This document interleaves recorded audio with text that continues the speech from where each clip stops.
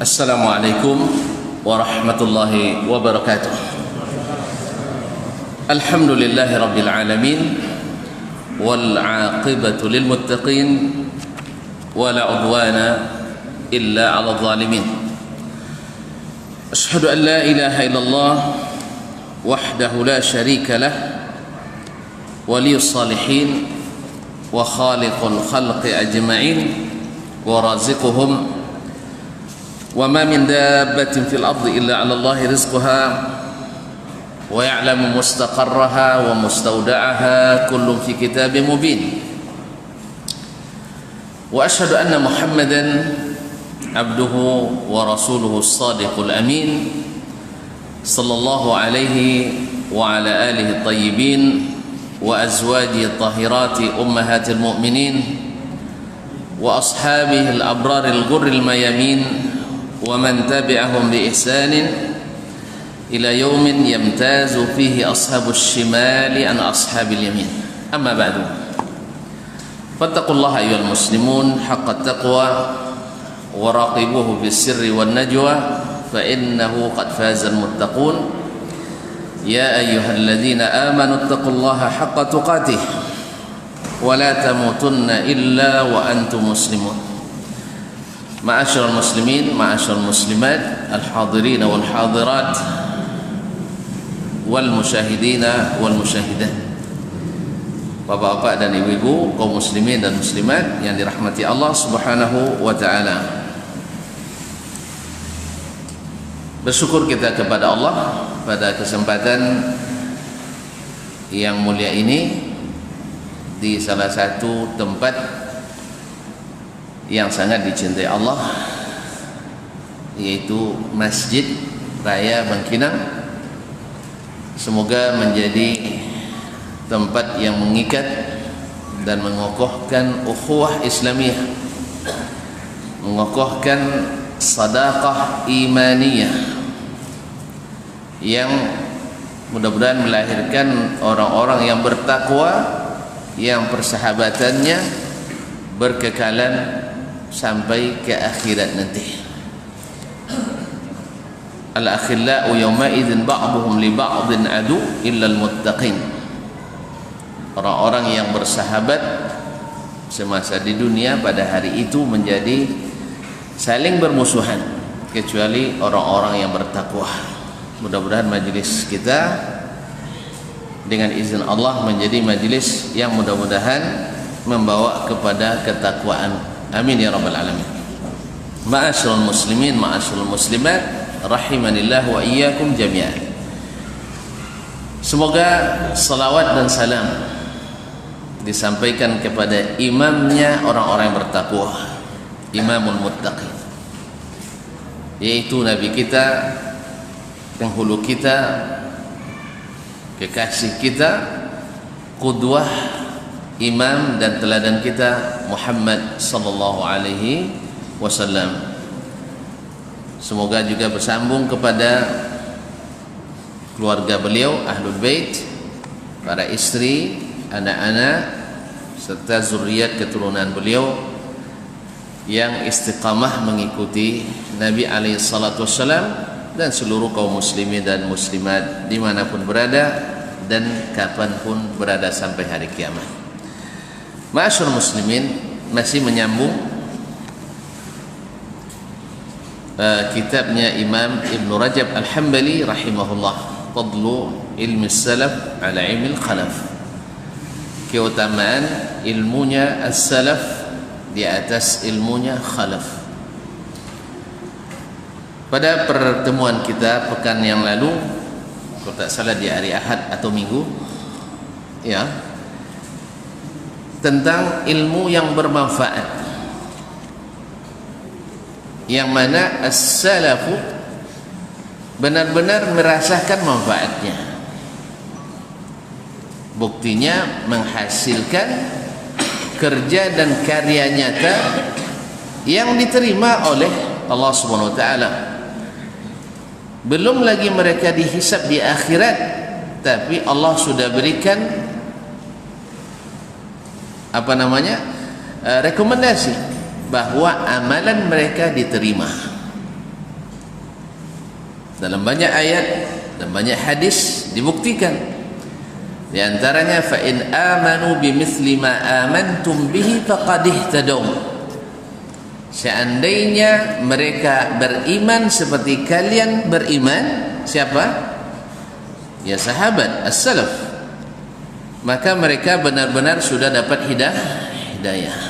Berarti kalau nak cari hidayah, ya tidak mesti ke Masjid Hidayah, tapi adalah mencari dari generasi yang telah dicap mendapat hidayah. Dalam solat kita, ihdinas siratal mustaqim siratal ladzina an'amta alaihim, beri kami jalan hidayah, istiqamah di atas hidayah, yaitu jalan orang yang telah engkau beri nikmat. Siapa? Nabi, berarti Nabi. Kemudian as-siddiqin, banyak orang-orang siddiq, yang terkenal adalah Siddiq Abu Bakar radhiyallahu ta'ala anhu, wasyuhada, dan para syuhada. Umar syahid, Uthman syahid, Ali syahid, Abu Ubaidah syahid, Muaz syahid, dan seterusnya. Mereka adalah syuhada wassalihin. Kalau cari orang salih di zaman sahabat, susah cari yang tidak salih. Semua mereka adalah orang-orang salih. Oh, ada kaum munafikin. Munafikin tidak masuk orang beriman, tidak masuk sahabat dia. Orang munafikin masuk sahabat? Ya tidak.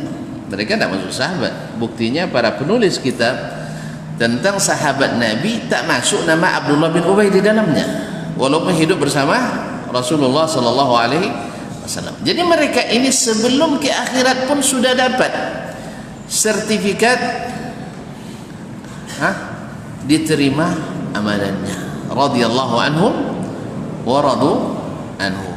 Oleh itu kaum muslimin dan muslimat, jadi kalau kita dikatakan kepada kita ikutlah as-salaf, tidak perlu takut, karena mereka adalah Rasulullah dan para sahabatnya, dan yang mengikuti cara beragama mereka, sekalipun dia datang di abad ke-7, abad ke-8, bahkan abad ini. Kalau seandainya dia benar-benar beragama, melakukan yang diperintah dan dilakukan Nabi sallallahu alaihi wasallam, dan meninggalkan yang dilarang dan tidak dilakukannya, maka dia berhak mendapat gelar pengikut as-salaf, sekalipun dia tidak menamakan dirinya salafi, apalagi disebut wahabi. Tidak penting, ya, tak perlu ditulis di nama as-salafi, apalagi kalau menyebabkan itu perpecahan di antara ahli sunnah wal jamaah sendiri. Ya, kadang-kadang kaum muslimin dan muslimat dirahmati Allah pengen mengelompokkan kelompokan seperti ini, bukan dilihat dari sisi amalnya, lebih kepada kelompoknya. Maka Syekh Ibn Utsaimin mengatakan kalau sampai pada taraf ini wajib ditinggalkan, wajib ditinggalkan. Tapi kalau seandainya intisab dengan tasyrif, merasa mulia dengan manhaj itu as-salafus salih, tanpa melihat dimanapun dia tinggal, tanpa melihat dengan siapapun dia berguru, tanpa melihat apakah dia pernah salah atau tidak salah, karena tidak ada yang tidak salah ya. Ada yang tidak salah? Tunjuk tangan. Semuanya. Cuman diketahui seseorang itu dari apa cara dia beragama, walaupun kadang-kadang tersilap dan tersalah. Tak mungkin, manusia pasti salah, tetapi ketika ditunjukkan yang salah, dia tidak berdiri dan bertahan di atas kesalahan tersebut. Wallahu musta'an. Kaum muslimin dan muslimat dirahmati Allah. Nah, kenapa mereka mendapatkan itu? Karena itu menunjukkan ada dua perkara kemarin, yaitu bahwa ilmu yang bermanfaat melahirkan khasyah, yaitu rasa takut dan segan, hormat, ta'zim kepada Allah SWT. Apa sebab? Ada dua perkara. Yang pertama, karena mengenal Allah dengan nama-nama dan sifat-sifatnya. Melalui apa? Melalui Allah sendiri yang mengenalkan dalam kitabnya, dan Rasulullah SAW memperkenalkan dalam hadis-hadis dan sunnah-sunnahnya. Bukan gelar yang dilekatkan oleh lembaga manusia, tidak. Bukan bukan gelar yang dikeluarkan oleh hasil simposium atau hasil komprehensi, tetapi adalah Allah sendiri yang memberitahukan tentang dirinya. Dan Nabi SAW menjelaskan tentang Rabbnya dengan sejelas-jelasnya, dengan bahasa yang tidak bahasa teka-teki, apalagi teka-teki silam, ya, bahasa asli Arabnya yang menguasai seluruh bahasa Arab. Satu-satunya manusia yang menguasai seluruh bahasa Arab, kata Imam Asy-Syafi'i, hanya Nabi SAW. Selebihnya menguasai sebagian besarnya dan tidak menguasai sebagian yang lain. Bahkan di antara mereka ada yang menguasai sebagian kecilnya, tidak menguasai sebagian besarnya. Tapi Nabi SAW menguasai seluruh bahasa Arab. Maka mengaculah kepada Nabi SAW dalam memahami Al-Quran dan hadisnya sallallahu alaihi wasallam. Ini yang pertama. Jadi mengenali apa sifat Allah, bagaimana perbuatan Allah, bagaimana zat Allah, sifatnya. Bicara tentang zat, bicara dengan sifat itu sama, bahwa tidak ada zat yang serupa dengan zat Allah dan tidak ada sifat yang serupa dengan sifat Allah Subhanahu wa taala, walaupun namanya sama. Misalnya di antara sifat Allah yang disebutkan oleh ulama, di antaranya wujud. Manusia juga wujud, tapi wujud Allah tidak sama dengan wujud manusia. Allah berilmu, ilmu Allah tidak sama dengan ilmu manusia. Kalau ilmu kita yasbiquhul jahlu, ilmu kita awalnya jahil, habis itu habis awalnya jahil kan, tidak tahu kan, habis itu baru berilmu. Kalau Allah tidak, kemudian kita didahului dengan tidak ada, baru ada. Allah tidak, qiyamu binafsi dan seterusnya. Kaum muslimin dan muslimat dirahmati Allah. Jadi namanya boleh sama, tapi isi dan hakikatnya tidak boleh sama. Karena makhluk tak mungkin menyerupai Al-Khaliq, dan Khaliq tidak mungkin menyerupai makhluk. Dan kita Ahlussunnah wal Jamaah mengiyakan semua yang disampaikan Allah dan Rasulnya, ya, seperti apa yang dia sampaikan, seperti itu kita imani, dan tidak ada konsekuensinya kita memvisualisasikan Allah, tidak ada konsekuensinya kita mentajsim, yaitu menyatakan Allah bertubuh atau berbagi-bagi anggota tubuhnya, tidak. Ini hanya tuduhan ahlul bidah kepada ahlus sunnah dan ahlul hadis. Ya, biasalah orang yang tak paham akan menuduh orang lain tak paham, itu biasa. Dan biasanya orang yang paling sering menuduh orang lain tak paham, paling sering, ya, tanpa mengukakan dalil, kebiasaannya karena kehabisan ilmu dan dalil, kehabisan hujjah. Ini terpaksa mengatakan orang tidak paham atau berbohong. Coba lihat, orang dulu menolak dakwah pada Rasul dengan bahasa apa? Tidak pernah diajar ilmu tauhid, kan sudah ngaji tauhid. Dulu orang menolak dakwah para nabi dan rasul dengan bahasa apa? Tidak tahu juga. Nabi safih. Apa makna safih? Tidak tahu, ya. Dungu. Nabi dibilangnya dungu dulu. Nabi tidak berakal. Yang mengikutnya hanya orang-orang rendahan, orang-orang yang tidak berwawasan, berpikiran licik apa picik, ya, sempit wawasannya dan seterusnya. Bahkan Nabi dibilang gila malah, iya kan? Kadzalika ma atal ladzina min qablihim min rasulin illa qalu sahirun aw majnun, penyihir dan gila. Itu sudah biasa. Kenapa? Karena mereka kehabisan hujjah. Kalau sudah kehabisan hujjah, apapun alat akan diambil. Ya, dikeluarkannya pisau patah, dikeluarkan pedang kupak, dikeluarkan tombak hancur. Tentu kalau nak boleh, apa dapat apa diumban. Ya, kata pegang kotoran umban dia. Jadi oleh sebab itu Ahlus Sunnah seharusnya, ya. Dan memang kenyataan kalau betul-betul menerapkan Ahlus Sunnah dalam diri seorang, dia tak akan mengeluarkan kata-kata kotor.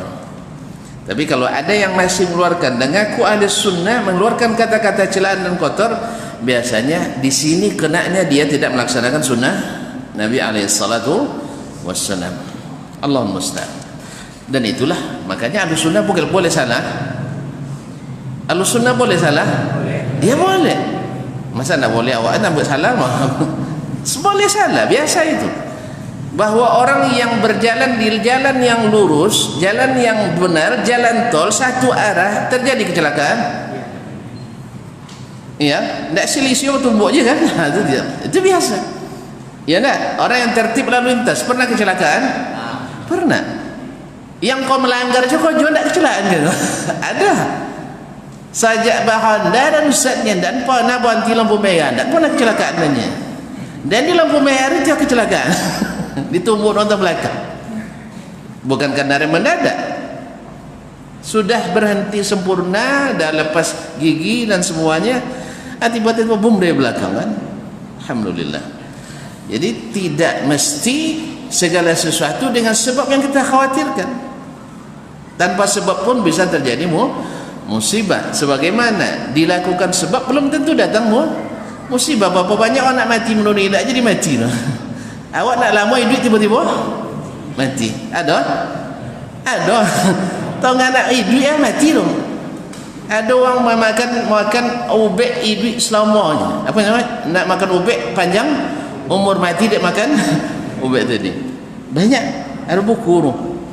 Jadi kisah orang-orang yang ingin abadi mati gara-gara minum obat keabadian.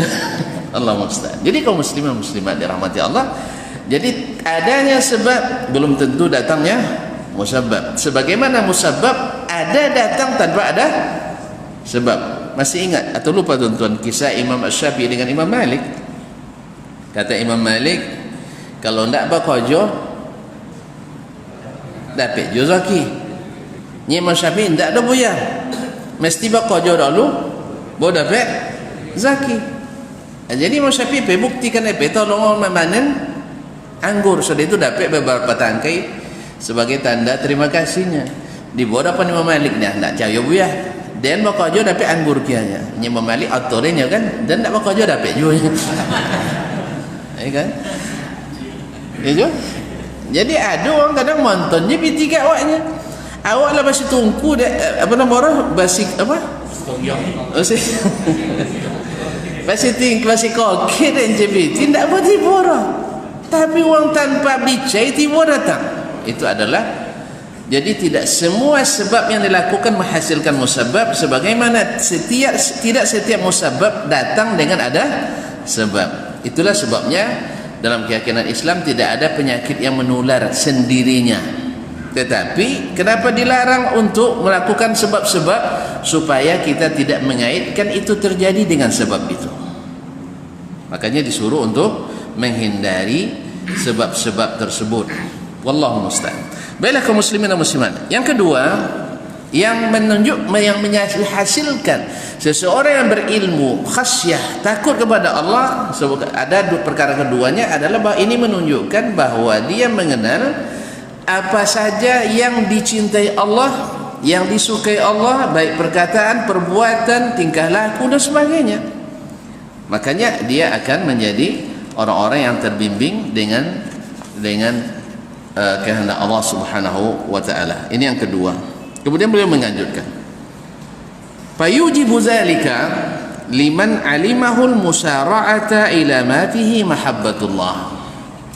Yang dua tersebut, seseorang mengenal Allah dengan sifat-sifatnya, mengenal Allah dengan perbuatannya, kemudian mengenal apa yang diinginkan Allah dari seorang hamba.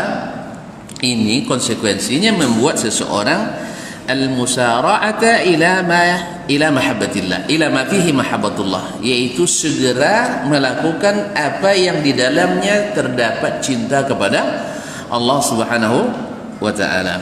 Kalau orang yang jujur mencintai kaum muslimin, dia akan semakin semangat belajar mempelajari apa yang disenangi oleh yang dicintainya. Tentu saja ini yang jujur memang ya. Orang yang jujur mencintai akan mencari apa yang disenangi oleh yang dicintainya. Ini sangat fitrah sekali. Kalau lacinan pasti mulai bertanya dulu. Ya tak mulai bertanya siapa-siapa orang nak dokek-keknya. Tu ada dokek lu, dokek keknya. Menuper dulu nak ya. Sudah itu tanya oleh apa selera orang ketujuh dia. Ya tak? Akhirnya baju suka warna-warna siranya kan. Ajan coba warna krem tak masuk situ lah. Dan seterusnya. Kemudian apa ketujuh dia hadiah, piti atau bunga? Iya tak? Dia piti tu bayi bunga tak sih. Dia buang bunga dia tu dia piti. Iya tak? Tak sah don tino suka bunga sana ya. Tak percaya. Baik kaum muslimin dan muslimat. Jadi dia akan mencari apa yang dicintai Allah. Setelah dia tahu ini yang dicintainya, kalau betul-betul cinta. Tapi kalau enggak ya cuek aja. Makanya orang yang betul-betul cinta akan ta'zim, berada di hadapan Allah, dan kita tidak bisa sembunyi daripadanya. Dia akan ta'zim kepada Allah Subhanahu wa taala. Wa ridahu, dan yang membuat dia ridha. Wa taba'ud amma yakrahuhu wa yaskhatuhu. Dan ini juga melazimkan seseorang untuk menjauh daripada yang dibenci dan dimurkai oleh Allah Subhanahu wa taala. Fa idza athmara al-ilmu li sahibihi hadha fa huwa ilmun nafi'. Apabila ilmu itu sudah berbuah seperti ini bagi pemiliknya, maka inilah ilmu yang bermanfaat itu. Inilah ilmu yang bermanfaat. Dan tentu saja kaum muslimin dan muslimat, ini adanya yang sangat mekar bunganya dan buahnya di zaman as-salafus salih. Makanya mereka dapatlah gelar as-salafu as-salih yang tak didapatkan oleh yang lain. Yang lain al-khalaf tidak disebut orang al-khalafus salih kecuali muqayyad. Fi as-salaf salih ala tul mubasharatan, langsung dapat gelar as-salafu as-salih. Kalau khalaf kan jarang dibuat orang al-khalafu as-salih, tidak. Itu tandanya bahwa siapa yang ingin saleh tiru mereka. Siapa yang ingin ilmunya bermanfaat, ikuti mereka. Dan tinggalkan metode-metode manapun yang tidak sama dengan mereka dalam beragama. Kita bicara tentang beragama. Karena yang banyak yang menentukan hisab kita itu adalah masalah agama. Ya, banyak piti tidak diurus dengan agama, jadi beban. Tinggi pangkat tidak diatur dengan agama, jadi beban. Jelas? Banyak bini tak pakai agama, jadi penderitaan. Jadi kaum muslimin dan muslimat semuanya harus dengan agama, karena puncaknya kebahagiaan, puncaknya keberhasilan di dunia dan akhirat adalah dengan agama kita ini. Nah, famata kana al-ilmu nafi'an wa waqara fil qalbi faqad khasha'a al-qalbu lahu wa inkasara lahu wa dhalla haibatan wa ijlalan wa khasyatan wa mahabbatan wa ta'ziman. Apabila ilmu itu sudah bermanfaat, tadi syaratnya tadi gimana bermanfaatnya? Ketika dia berusaha mengenal Allah, kemudian mencari apa yang disukai dan disenangi Allah, dan mengetahui pula apa yang tidak disenanginya, maka itu mengharuskan ia untuk mendekati apa yang disukai Allah dan menjauhi apa yang tidak disukainya. Inilah ilmu bermanfaat, inilah buahnya. Nah, bila ilmu itu sudah bermanfaat seperti ini, wa waqara fil qalbi, dan menetap dalam hati seseorang. Sebenarnya jantung nih ya, tapi karena sudah terjemahannya sudah terlanjur, hati kita terjemahkan jantung. Dan sudah menetap, wa waqara fil qalbi, dan menetap di dalam jantung hati kita. Faqad khasha'al qalbu lillah, saat itulah hati itu akan khusyuk kepada Allah, yaitu tunduk kepada Allah Subhanahu wa taala. Wan kasara lahu, dan lebur hati itu kepada Allah Subhanahu wa taala. Wa zalla haibatan, dan tunduk menghinakan diri karena haibatan wa ijlalan, yaitu karena segan dan memuliakan serta takut, cinta dan menta'zim Allah Subhanahu wa taala. Jadi di sini takutnya, khusyuknya karena apa? Bukan karena takut hanya sekedar takut biasa, tidak.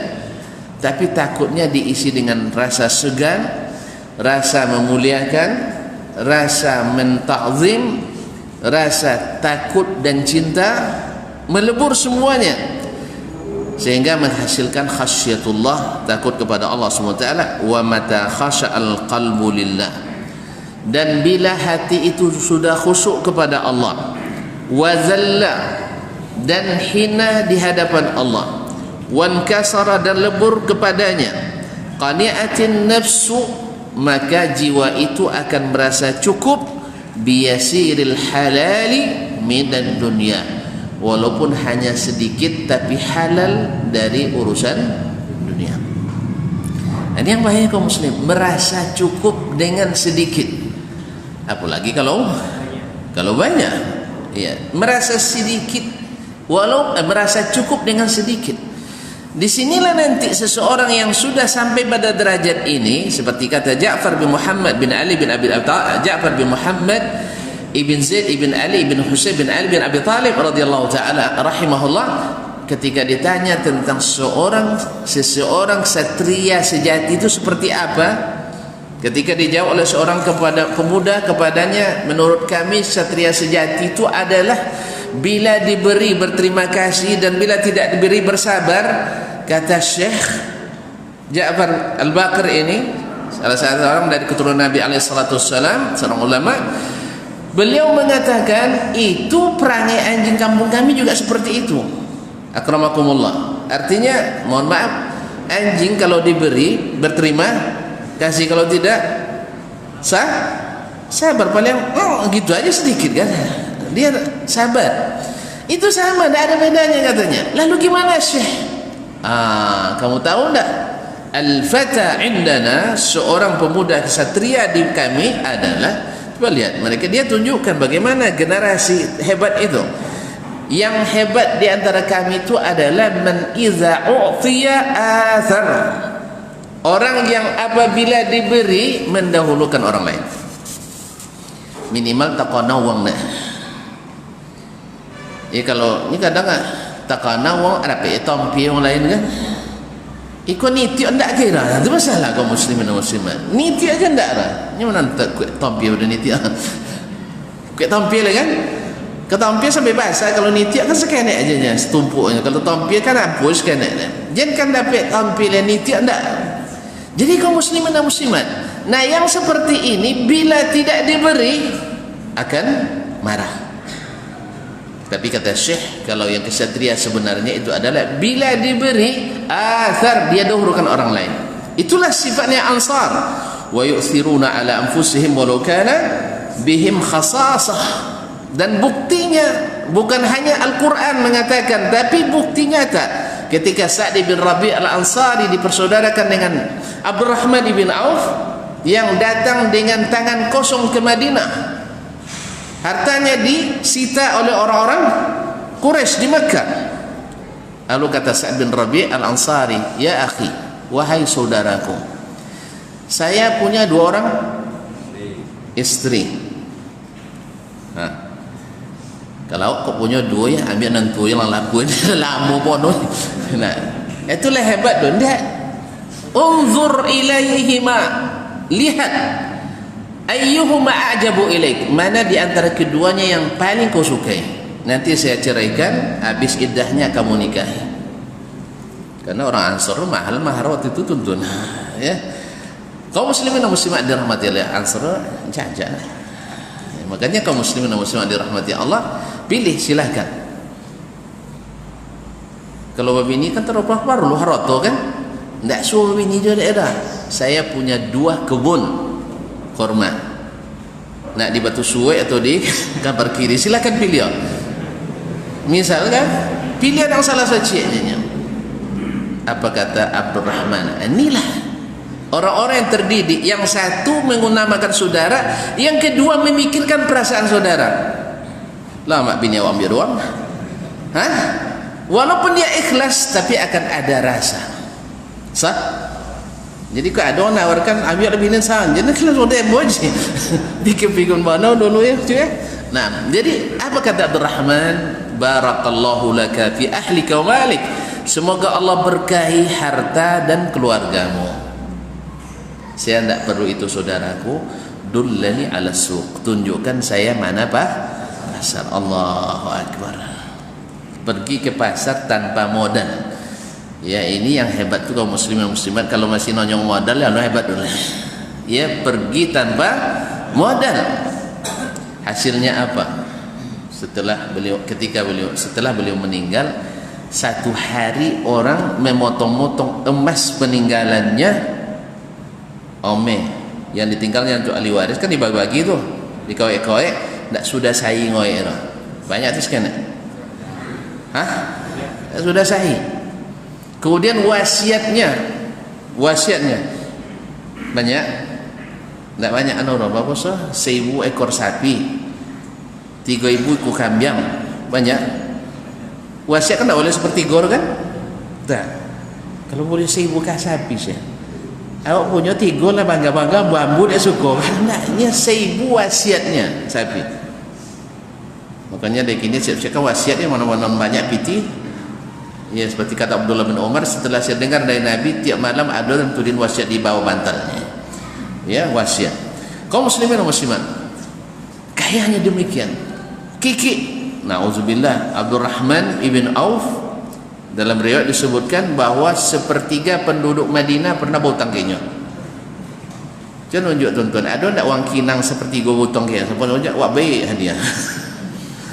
Sepertiga dari ahlul Madinah pernah berhutang kepada Abdurrahman ibn Auf. Ibnu Hajar menyebutkan waktu itu penduduk Madinah tak kurang dari 4.500 orang. Dapat 1 juta sampai triliun lebih ya. Iya, 1 juta kali 4.000 miliar ya. 6. Dan tercatatlah infaknya Abdurrahman ibn Auf ya selama beliau di Madinah itu tidak kurang dari 700 miliar. Banyak tak? Saja 700 miliar cukup hamatul Quran Ustaz. 700 miliar. Aku harap dituntun yang punya PT ya, khususnya yang kayu-kayu ya, kan mati lah, kan mati ya. Jangan lupa tuli wasiat sepertiga untuk mono je lah. Nak masjid raya silakan, nak hamatul Quran silakan, muallimin kan beliau selalu muallimin kan, silakan, pokoknya harus ada wasiat. Tapi Ustaz John pasti hamatul Quran lah Ustaz. Iya, hamatul Quran masuk nak.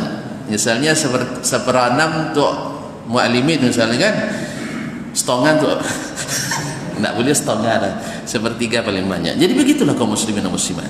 Jadi siapa yang diberi, yang hebat itu ketika diberi ingat orang lain. Kalau perlu didahulukan orang lain. Athar. Wa idza muni'a, dan bila tidak diberi syakar, bersyukur dan berterima kasih. Bisa enggak? Untung dia tidak ditunjuk adanya. Untung dia boleh tolak. Kalau tolak alhamdulillah, mudah-mudahan masuk al-fatah yang meniru generasi pertama. Tapi kalau sempat tak diundang sekali mabuk, sekali tak diundang mabuk, maka perlu kita untuk muhasabah diri. Ternyata kita belum menjadi pria sejati. Apalagi kalau ngibangi tak dibaik. Yang ngibangi mabuk sama wangi. Tapi kalau seandainya diberi dengan tidak diberi sama baginya, inilah maknanya dia sudah khusyuk kepada Allah Subhanahu taala, sehingga sedikit dapat itu sudah cukup baginya. Sedikit saja dapat asal halal itu sudah cukup baginya. Kalau di as-salaf banyak sekali contohnya, ya banyak sekali. Rata-rata mereka adalah contoh terbaik untuk itu. Kaum muslimin dan muslimat. Kemudian wasyabi'at bihi, dan sudah merasa puas dengan itu. Fa aujaba laha dzalikal qanaa'ah waz-zuhda fid dunya. Yang itu sikap seperti ini menyebabkan dia merasa cukup, waz-zuhdah, dan zuhud terhadap dunia. Makanya orang yang terbaik itu, yang dicintai Allah itu adalah zuhud kepada dunia. Kemudian tidak berharap betul pada yang di tangan orang, maka dia akan dicintai Allah dan dicintai oleh manusia. Inilah yang membuat orang Kalau ilmunya bermanfaat, melahirkan rasa khusyuk karena mengenal Allah dan apa dicintainya, maka dia mengutamakan apa yang di sisi Allah dan tidak begitu peduli dengan apa yang ada di tangan manusia. Kalau dapat, alhamdulillah, ingat orang lain, dan kalau tidak dapat, maka tetap berterima kasih dan bersyukur. Untung saya tidak diberi nikmat besar. Untung. Kalau sempat saya jadi orang kaya, sibuk saya menghitung zakat tiap tahun. Betul kan? Berurusan terus dengan Basnas, berurusan terus dengan Lazis, berurusan dengan sibuk. Tanyalah orang-orang yang berduit. Payah. Ada rasa beratnya itu masih ada. Untung saya enggak banyak piting. Makan banyak, makan enggak lah. Ya, bodong yo kayu banyak makan enggak. Makan kodok lo makan lomak berdua-dua, enggak makan lomak, ada makan lomak. Jadi kaum muslimin dan muslimat dirahmati Allah, bersyukur kita. Binin saangnya syukur dapat satu, orang lain belum. Kita kaum muslimin dan muslimat, orang lain belum. Nah, binin pembangi ini misalnya kan, untuk li pembangi.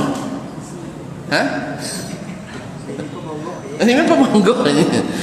Jadi kaum muslimin dan muslimat dirahmati Allah, segala sesuatunya dia siap menerima. Mungkin masih ingat tuan-tuan kisah seorang laki-laki yang penyabar, istrinya garang, singa jinak. Ya, ketika dapat istri yang jinak, singa kembali garang. Maka pilih yang mana? Istri yang garang lalu singa jinak, atau pilih istri yang jinak singa garang? Kalau orang tahu cak lah bini jinak, cak singo garangnya, singo tak jawab lolor. Tak khawatir akan disergap kan? Iya dah.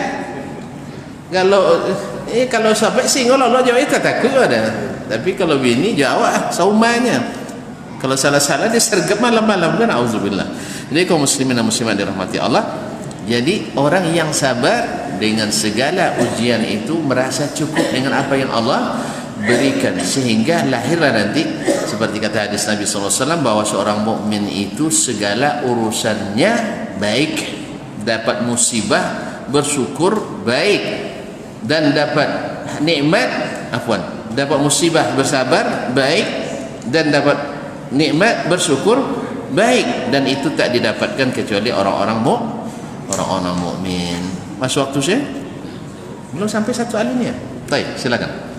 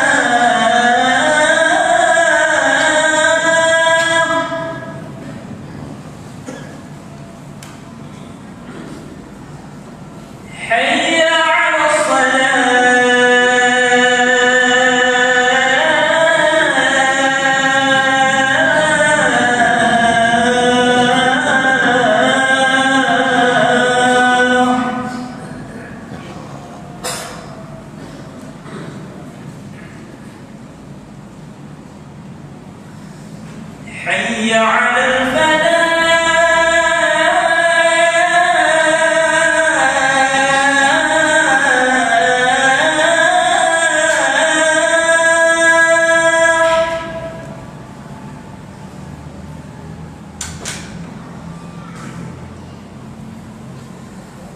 حي على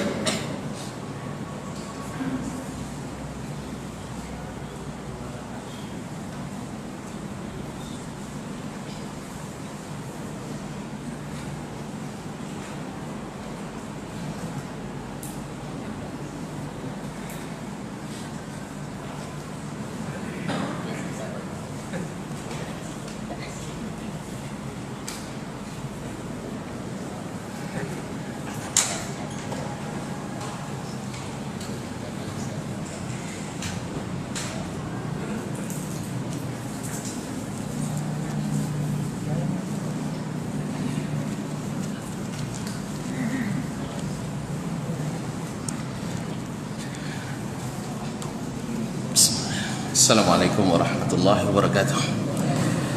Kaum muslimin dan muslimat dirahmati Allah. Kemudian beliau melanjutkan bahwasanya orang yang sudah sampai khusyuk hatinya kepada Allah Subhanahu wa taala, maka dia merasa cukup dengan sedikit yang halal dari dunia dan zuhud kepada dunia, dan baginya mendapat dan tidak itu lebih kurang sama, dan bahkan bila mendapat ingat kepada yang lain, dan bila tidak mendapat tetap bersyukur dan berterima kasih kepada Allah Subhanahu wa taala dan kepada hamba-hambanya. Kemudian itulah yang disebut dengan al-qanaah. Makanya al-qanaatu kanzun la yafna. Qanaah itu adalah perbendaharaan harta yang tak pernah habis. Jadi orang yang qanaah itu menjadi orang terkaya di dunia. Orang yang qanaah menjadi orang yang terkaya di dunia. Walaupun orang melihat kepadanya dalam serba kekurangan, tapi tidak, dia orang paling kaya. Nah, orang yang paling kaya. Irda bima qasamallahu lak takun aghnan nas.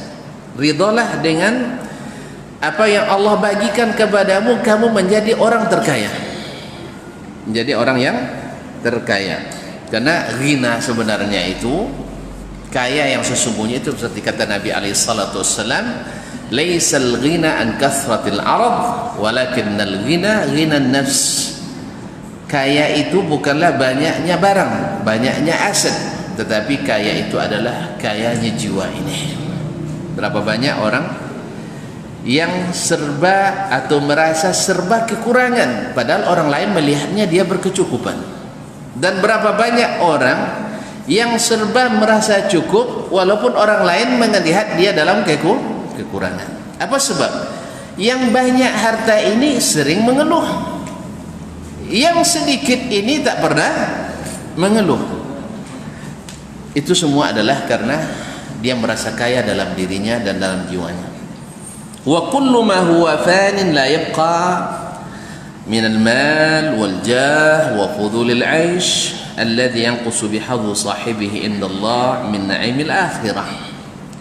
Sesungguhnya setiap sesuatu yang fana, yang tak kekal, baik harta atau kedudukan atau kelebihan hidup, kemewahan hidup, yang bisa-bisa mengurangi bagian pemiliknya, orang yang punya kedudukan, orang yang punya harta, orang yang punya kelebihan hidup ini bisa-bisa mengurangi bagiannya di sisi Allah. Ya, berapa banyak harta melalaikan, berapa banyak jabatan menjerumuskan, Ya tak? Berapa banyak kemewahan melupakan sehingga mengurangi nikmat yang Allah sediakan untuk kita. Kemarin kita sudah sampaikan kaum muslimin bahwasanya orang yang sebahagia-bahagianya di dunia dari sisi harta, dari sisi jabatan sebagainya, nanti di akhirat didatangkan lalu dicelupkan satu celupan ke neraka, lalu ditanyakan, pernah tak kamu merasa nikmat selama ini? Lupa semuanya, tidak pernah merasakan nikmat. Sebaliknya orang yang paling ba'as, yang paling menderita di dunia, lalu dicelupkan satu celupan karena dia masuk surga, dikinyam kayaknya surogoro, dah kinyam sekene ponang atau ponang bansek, ponang bansek itu bansek bukan bangsa bangsa lain lagi, bansek hidup melarat, ya, miskin. Pernah merasa menderita? Katanya tidak pernah. Coba bayangkan bagaimana besarnya nikmat yang Allah siapkan. Nah, harta, jabatan, kemewahan bisa mengurangi ini selama tidak mengenal hak-hak Allah, tidak mengenal apa yang Allah cintai dalam yang kita miliki tersebut. Orang yang punya jabatan, gunakan yang dicintai Allah dalam jabatan tersebut. Orang yang punya kemewahan, gunakan untuk sesuatu yang dicintai Allah di dalam hal tersebut, dan seterusnya. Kemudian minamil akhirat, berupa nikmat akhirat. Nikmat akhirat itu kekal kaum muslimin, yang sini fana. Wa in kana kariman 'ala Allah, sekalipun Allah sebenarnya tidak ingin menyiksa kita. Allah tak ingin mengurangi bagian kita. Seperti yang dikatakan oleh Abdullah ibn Umar dan selainnya dari kalangan as-salaf. Waru yang marfu'an, dan diriwayatkan marfu' dari Nabi alaihi salatu wassalam bahwa Allah sebenarnya sangat-sangat tidak ingin mengazab kita, tetapi keadilan Allah menghendaki bahwa orang yang berdosa akan diberikan balasan dan orang yang berpahala diberikan pula imbalan.